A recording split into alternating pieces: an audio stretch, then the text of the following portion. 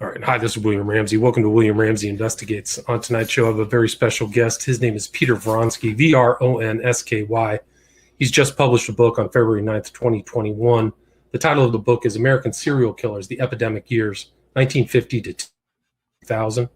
He's also published other books with titles such as Serial Killers, Female Serial Killers, and Sons of Cain. And I also saw him very recently on Netflix discussing the story of the Unabomber, and the title of that documentary was Unabomber in His Own Words. And his website is petervronsky.org for people who would like to order those books or take a look at those. But this book really opened my mind and understanding to the phenomenon of serial killers and this kind of true crime environment. I didn't really know that much about the background, but this book really laid the foundation for me. So I'm delighted that Mr. Vronsky's here. Peter, are you there? Yes, I am. Hi, William. Hi, how are you? So for people who may not know your background or have not heard of you, can you talk a little bit about what led you to kind of the true crime genre and then specific this book, American Serial Killers, The Epidemic Years? Well, my background is television, documentary, investigative television work. And I did that for about 25 years. During that work, I did a lot of traveling, and in December of 1979, on a trip to New York, ended up very briefly, like for something like 10 seconds tops, encountering a serial killer fleeing the scene of a double murder he had committed. He had killed two sex workers from the Times Square, or they thought from the Times Square area. It was a hotel in that area on 42nd Street, the Deuce as it was known back then. And he severed their heads and set their torsos on fire and was fleeing with their heads in a bag. And I presume he held up the elevator to make sure that the fire took hold. I was in the lobby wanting to go up. In those days, like 70s, New York was a rough place. And if you were going to go into a hotel you've never stayed at before, I would just take a walk around the hallways before I committed to checking in. And so that's what I was doing, waiting in the lobby, wanting to go up. It was early Sunday morning, and the elevator wasn't coming down. It was stuck on the fourth floor, and damn, it annoyed me. And so it probably was held up there for like 40 seconds. But I'm 23, I'm impatient, and I'm going to give this guy, like, you jerk off. How long does it take to get on an elevator? That kind of look. So I gave him a hard look in the face and got a good look at it and got a sense of this guy. He looked like an office worker, like a New York office worker. And that's exactly what he was. And then we did this. He was kind of a little bit, zoned out. Like his eyes weren't focused on me. It was as if he didn't see me. And we ended up doing that, the kind of dance. He goes right, you go left, right, and then the other way. So you're both going the same direction until he kind of walked through me at one point and banged me on my knees with a bag. Soft bag he had been carrying. I never looked down at it, exactly what it was. But I'll later remember that it felt like a bag with bowling balls in it, something round, heavy. And so I figured I'll go take a walk from the floor he came from. It was the top floor. I went up to that floor, took the elevator up, figuring I'll walk down, take a walk around the floor, walk down the stairwell, and come back to the lobby and decide, if I'm going to stay there or not. So as soon as I got off the fourth floor, there's this smell of something burning. I would have described it as chicken feathers. And I didn't see any smoke at first, but as I walked kind of around the floor, and it was kind of interconnected almost in a U shape. As I came back the other way, I started seeing the haze and smoke. And when I come around the corner, a staff now, hotel staff, like housekeeping staff, is running around banging on doors. And there's a lot more smoke. Like I could see it kind of curling up around the ceiling. So I get the hell out. Go down the fire escape stair, the interior fire stairs, and out into a second floor parking lot, down a ramp into the street as the fire department is arriving. And obviously I'm not staying here, so I go somewhere else. Next day I get to my destination, which was a film lab, and in the lobby, in the waiting room, there are newspapers and two Times Square women or prostitutes, headless torsos set on fire, and I recognized right away that's what I had walked into the day before. So when I get back to Toronto, I didn't live in New York. I was in Toronto, but we needed that particular film lab in New York, Duart Film Labs. When I got back to Toronto, my story was about I was checking into this hotel with burning torsos. Is in New York wild? And the guy on the elevator was like completely out of my memory. I didn't think about, but probably by the time the elevators had opened, I had completely forgotten about him. And it probably has to do with the fact that at that time, the word serial killer was not being popularly used. It was not a word I would have heard at that time.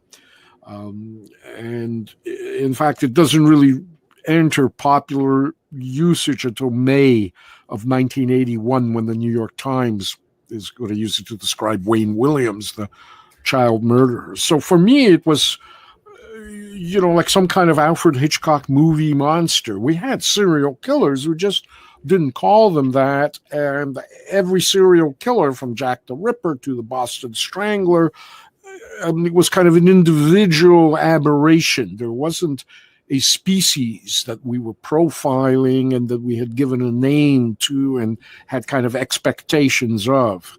So the idea that an innocuous guy on the elevator, might be possibly a serial killer was not something I had imagined at that time. So I only, I see he's arrested. This was December of 1979. He's arrested in May of 1980. So 6 months later? And probably another 6 months later, his picture appears in newspapers, and he's charged with what becomes known as the Times Square torso killings. And so he's charged with it, and I'm reading, that's the guy who,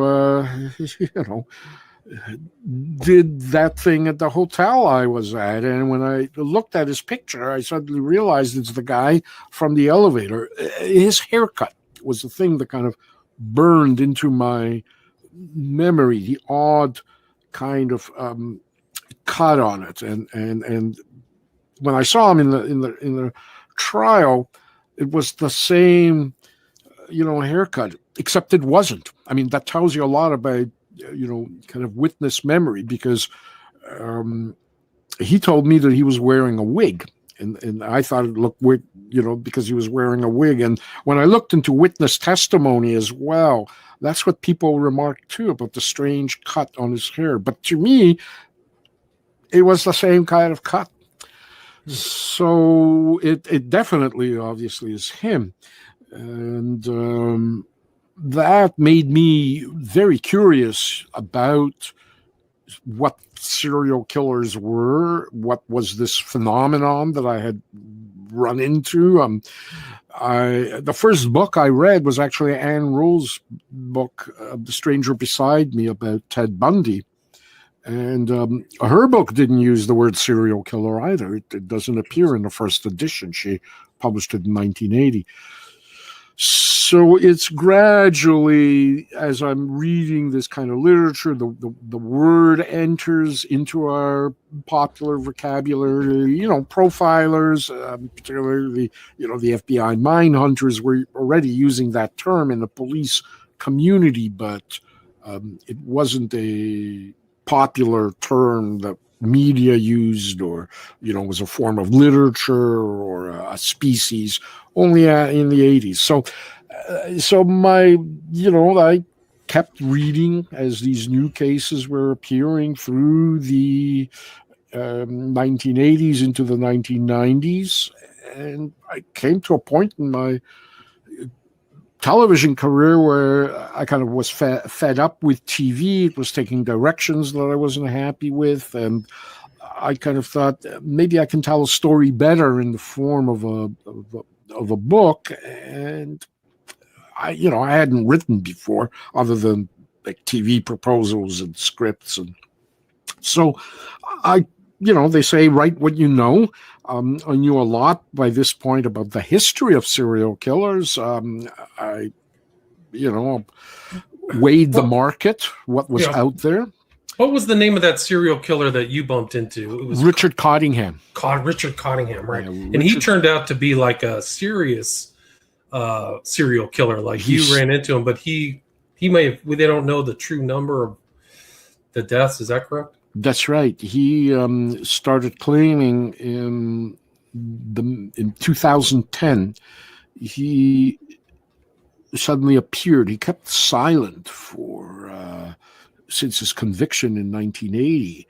He kept silent for 30 years, and then suddenly he does this one single interview with a woman who resembles actually the woman whose head he beheaded, whose head he cut off in that room.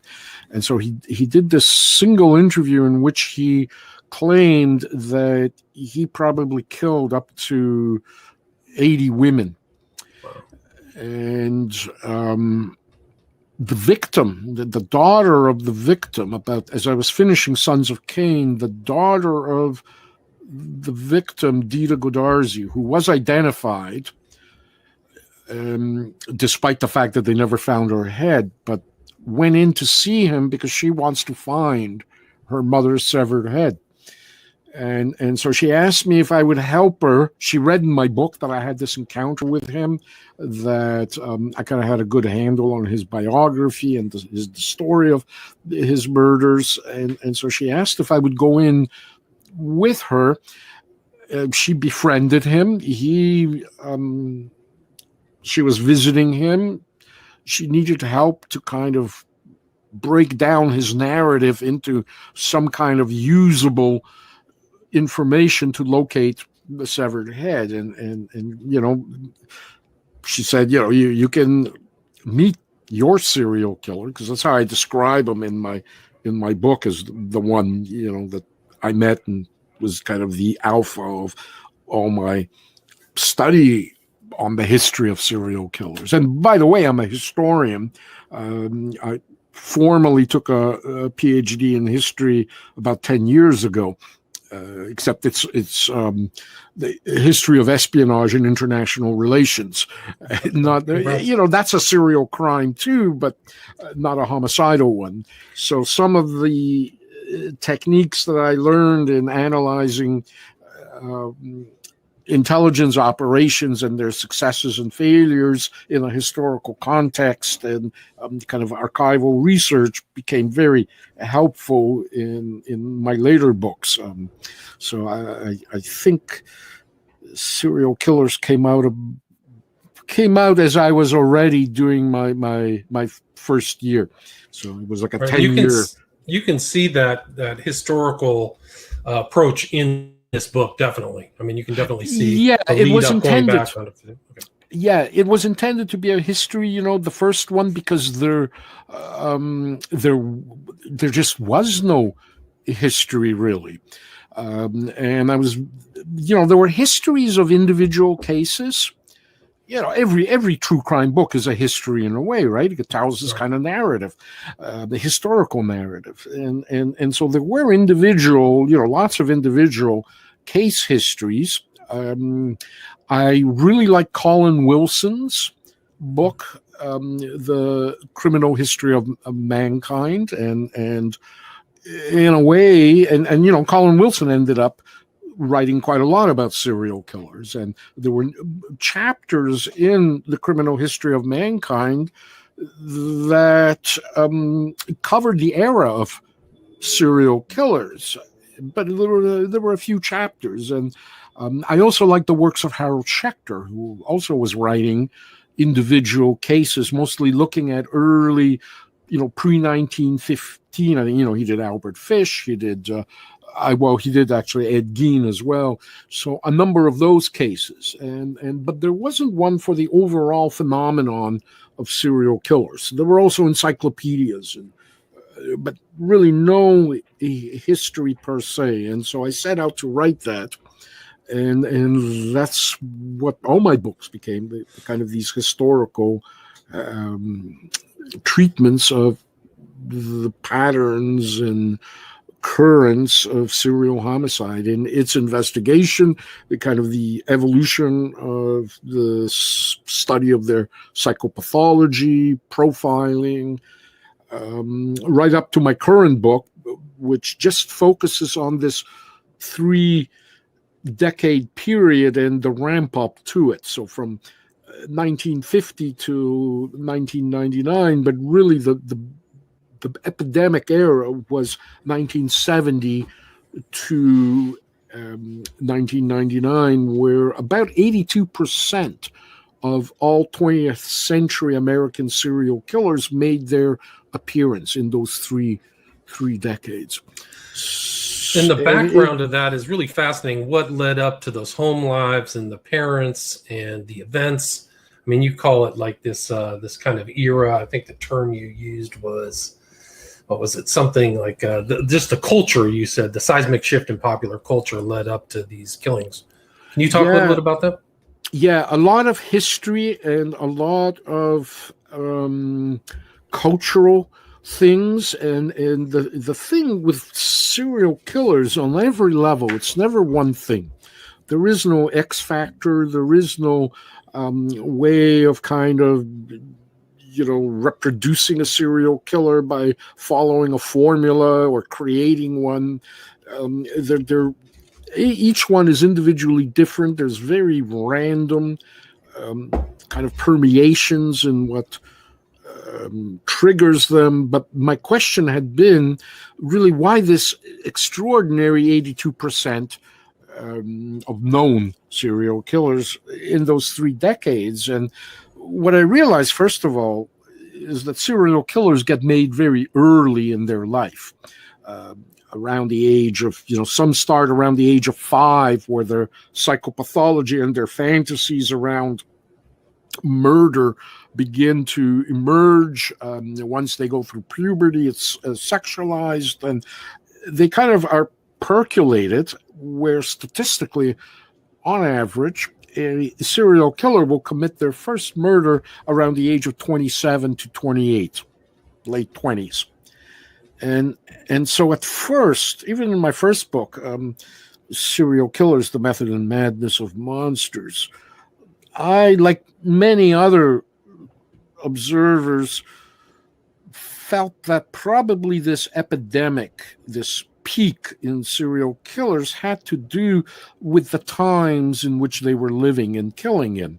Of course, the 60s were these revolutionary times in the United States, from, the civil rights movement and the violence associated assassinations, with right? Vietnam, Charlie Manson comes, sex revolution, the nuclear family. This is a nuclear bomb, and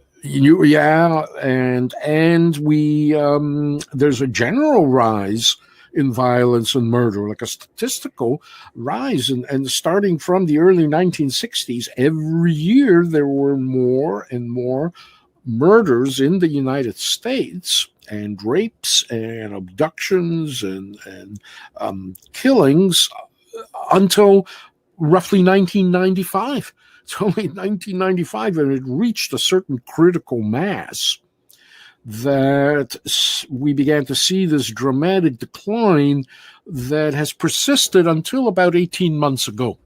And in fact, it's turning, and whether it's going to be a permanent term or whether this is just a blip remains to be seen. But certainly, I thought that. The problem with associating serial killers with that is that since they are made in such an early age, when you start looking at that Ted Bundy, John Wayne Gacy generation of serial killers from the 70s, 80s, you got to back them up some 20, 25 years to the America in which they were kids.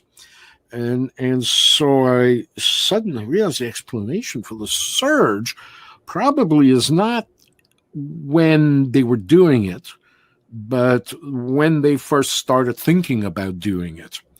And so, if we start with Ted Bundy, he's born in 1946. In fact, Ted Bundy and Richard Cottingham, 18 hours separate them. Wow. In terms of their birth, right? And you got to look, therefore, as well at the families in which they were being raised.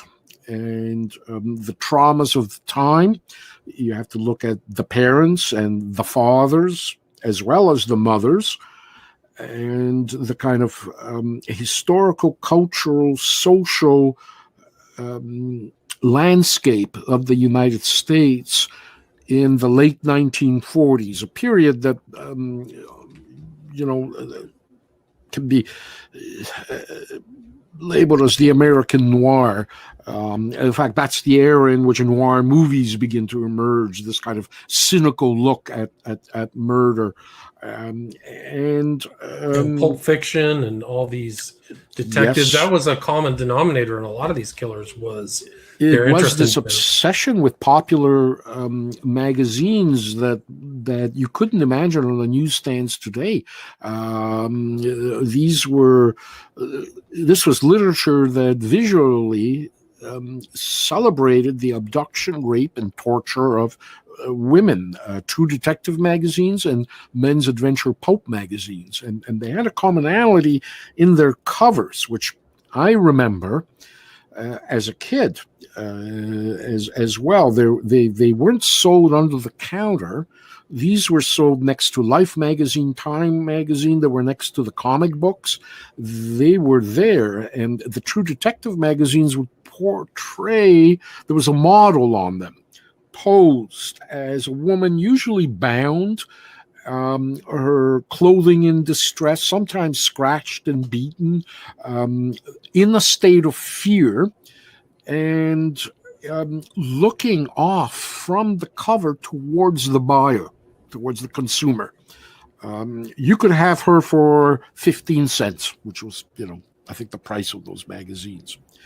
So those were kind of photographically posed. And then the men's adventure magazines, same thing, except the women were painted in these kind of garish poster, pulp-like images. And usually the perpetrators were either Nazis or Imperial Japanese, later North Koreans, Cubans, whoever the commie threat of the month was, they would be the ones perpetrating these tortures. But again, the females were portrayed kind of looking from the magazine towards the buyer. And once, these magazines became so ubiquitous, you begin to see them appearing in the 1950s as components of serial killer fantasies and their crimes. So it's not like these magazines created serial killers. What they did is they gave them a script. Without those magazines, they might have killed in a different way.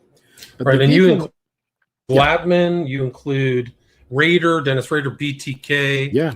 I mean, a lot of these guys all had some kind of, float over. I thought Glattman was somebody I didn't even know about here in LA. I thought that was, was that right? Glattman? Yeah, Glattman. Yeah, Harvey Glattman, yeah. Yeah, the glamour Kinda, girl killer. I mean, Glatman took it to um, an extreme that I can't recall any other serial killer taking it to that extreme, where he would actually hire freelance models and tell them he was shooting a True Detective magazine cover, and he'd pose them. Willingly, they were willingly posed, taking those poses. He would bind them and put their clothing in that kind of disheveled state. And then when the shoot is over, guess what? You're not going anywhere. And he would walk himself into the kind of tableau that he had created and rape and murder the woman, and then dispose of their bodies he'd actually kill them in the desert and leave their bodies in the desert, keeping the photographs. And yeah, and these that was photographs are on the internet today. They're Right. still out there. Although some, I think, although they're associated with those photographs, are not actually. But several genuine photos are out there because Life magazine published them, Time magazine published them, and then a True Detective magazine publishes them. And Dennis Rader, he's 14 years old. He's already got horny fantasies. He's actually at that point turned on by Bullwinkle cartoons, the ones with Dudley Do-Right, the Canadian Mountie, who's always rescuing Nell. And so, in that cartoon, Nell usually gets tied by the villain, Snidely Whiplash, to railway tracks as the train is coming. And Dennis Rader reported that as a little kid, when he used to watch those cartoons, he'd get turned on by that imagery.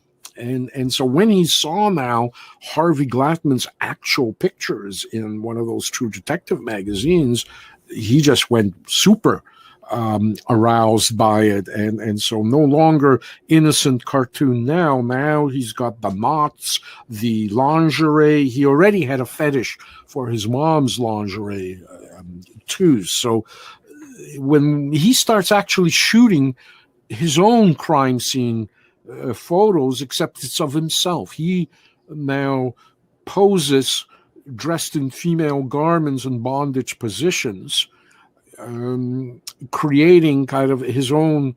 Glatman used real victims. Dennis Rader, for a long time before he actually started killing, used himself. And continually did so. Was kind of an enhancer, enabler for him, probably a masturbatory tool as well, totem. And so eventually he typically reaches that age, late 20s, and acts out on his fantasy, the first one, and he goes into that addictive cycle like most serial killers do. It's an addiction, essentially. Yeah, addiction. he's got, those are some of the strangest pictures you could ever see, are the pictures that Rader took. But Glatman himself was kind of like, he had one of those components of the serial killers that came after him, which was they're driving around on these freeways and dumping people off, which I don't know if it was as common before that. Would you agree with that? Or at least in LA? Yeah, he's one of the early cases, again, of automobile being critical in the case. Certainly the 50s, you begin to see the ubiquity of serial killers operating vehicles. The first guy that I can really pinpoint to using a vehicle was Jarvis Theodore Roosevelt Cato, a serial killer in the late 30s and early 40s in the Washington, D.C. area, the DuPont Circle killer, one who's nobody has ever written about. My book is the first one to kind of describe his case beyond a quick kind of like Wikipedia entry. And he used the vehicle to lure his victims into, transport them, and certainly Harvey Glatman did. But that was an aspect, of course, of Los Angeles. But usually, I found serial killers kind of tramped around and would come to the victim's door, or they would take the victim to a hotel. They would meet them locally somewhere, encounter them on foot, and either lure them to an isolated area or take them to a hotel. But vehicles, of course, after starting with the 1950s, becomes such a part of the American landscape that a majority of serial killers will use a car to either lure, transport a victim, or as a location for murdering them. Cars become a big part of it, and as does the emerging highway system as well. And you also got some earlier ones. There's Cato, but Hirons I'd never heard of either. These are also the precursors. Yes, Can you talk a little bit about Hirons? Yeah, well, Hirons, the lipstick signature killers was almost at the end of the war, 1945. Young serial killer who kills a number of women. He breaks into their apartments or manages to con his way inside their apartments.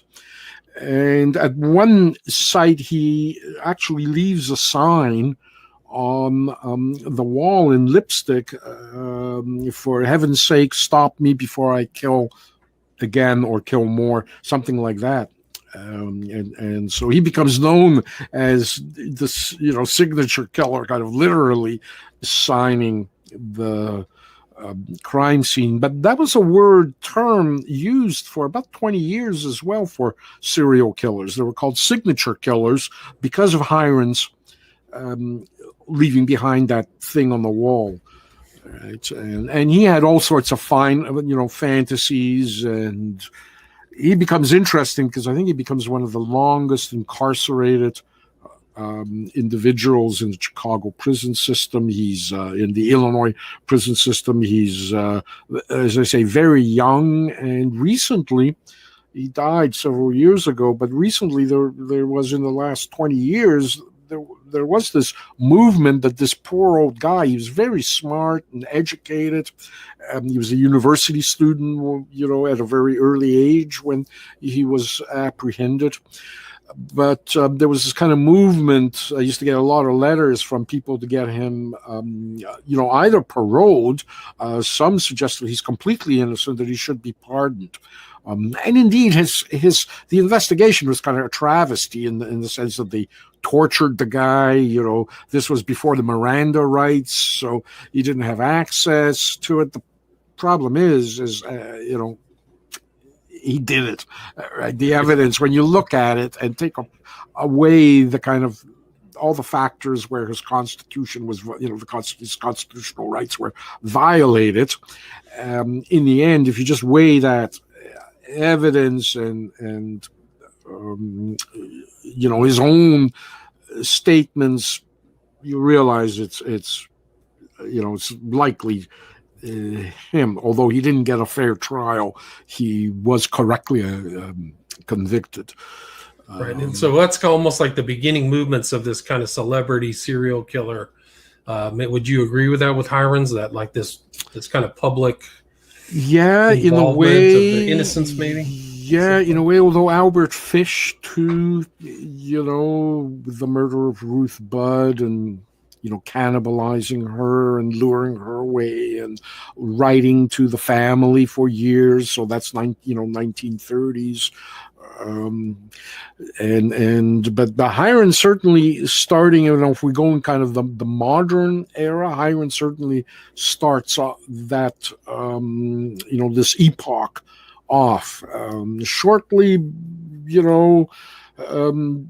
behind Hirons is of course coming Ed Gein, Melvin Reese, as well, the Beast, who's driving around in the Virginia area, attacking families who are just traveling somewhere in their car. He would run them off the road.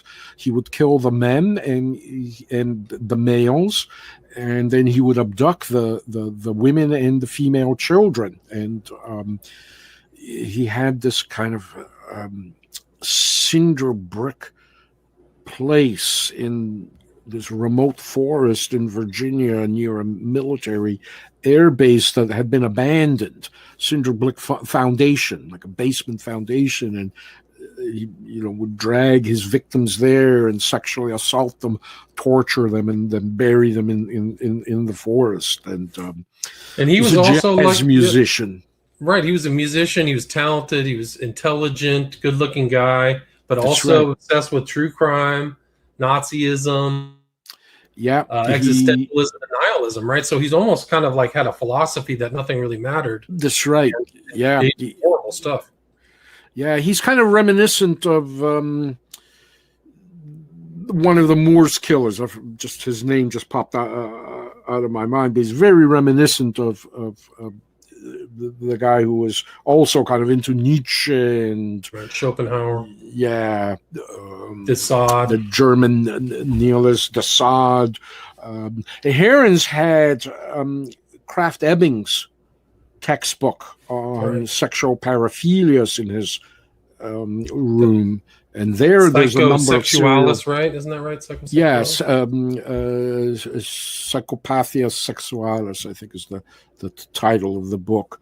And so in it, there's a number of serial murders described, other as well, paraphilia, sexual paraphilias, but a number of serial murders from the 19th century are described in that books. So they do read up.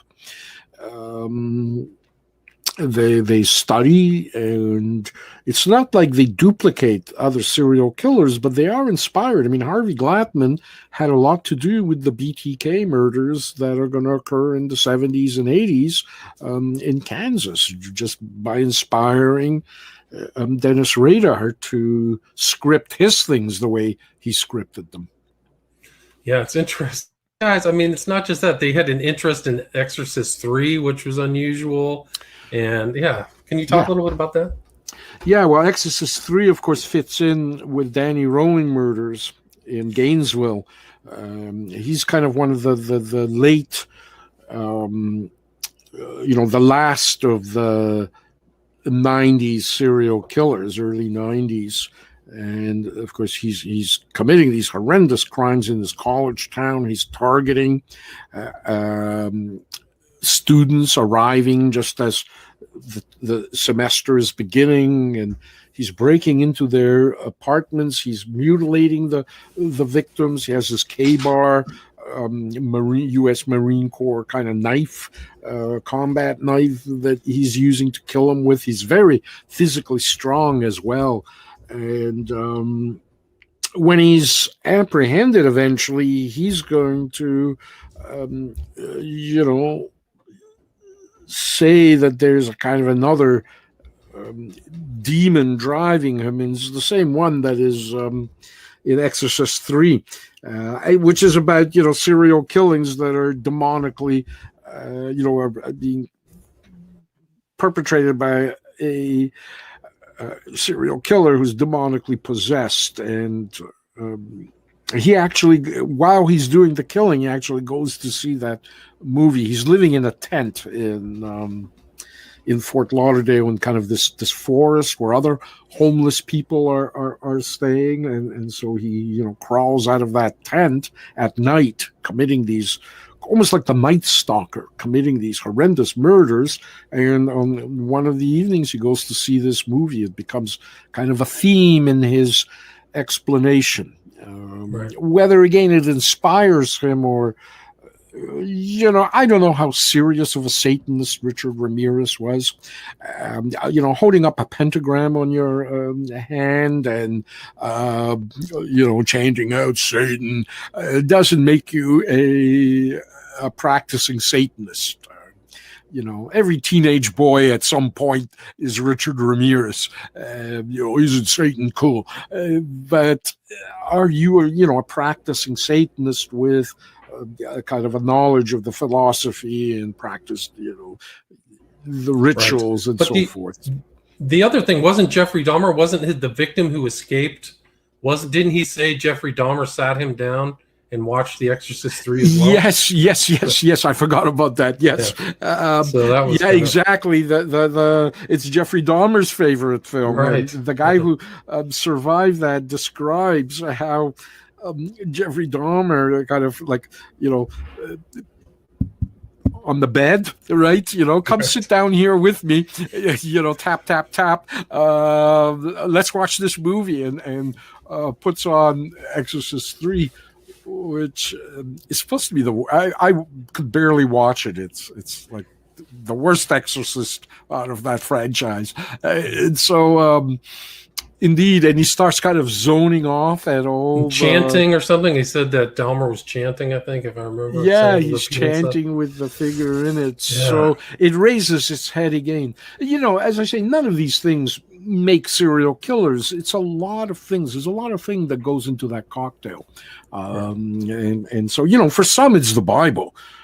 Serial killers are inspired by biblical passages as well. So there's no single factor. It's a combination. And indeed, every serial killer, as I say, is an enigma on his own. They're like a fingerprint. Each one is individual.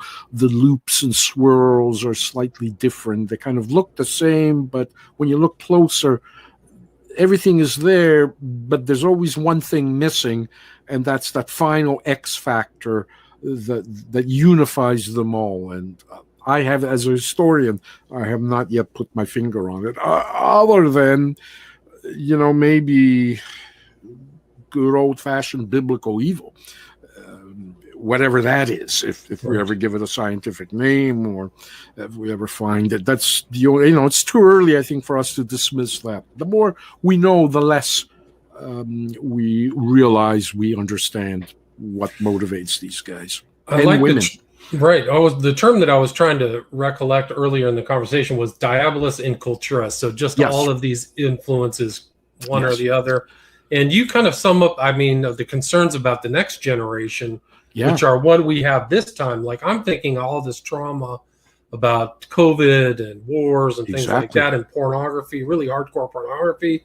It's going to give rise to a whole new, I would suspect, something like what's contained in your book. That's what I fear. If my hypothesis about, the Depression era, which broke a lot of families and degraded a lot of men, especially, the traditional male pride associated with being the breadwinner, the one who takes care of his family, all that is stripped of a whole generation of men.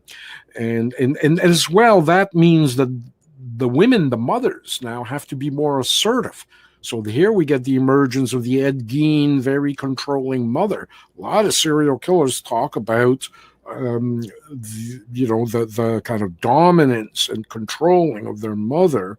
And there is a psychological theory why that may make a boy, as he's trying to navigate autonomy from his mother, if it's frustrated by a dominant, assertive mother, he develops a rage towards first his mother, but then begins to supplant it towards other female figures. So it's not a far-fetched theory, and definitely after, with depression and the Second World War, with the husbands and fathers away at war, women have to be assertive. And then you have all these men coming back traumatized from the war, which we really underestimated how bad it was, the Second World War. We have, PTSD diagnosed for the Vietnam War, but Second World War, we had this kind of vague term, anything from shell shock to combat fatigue, battle neurosis,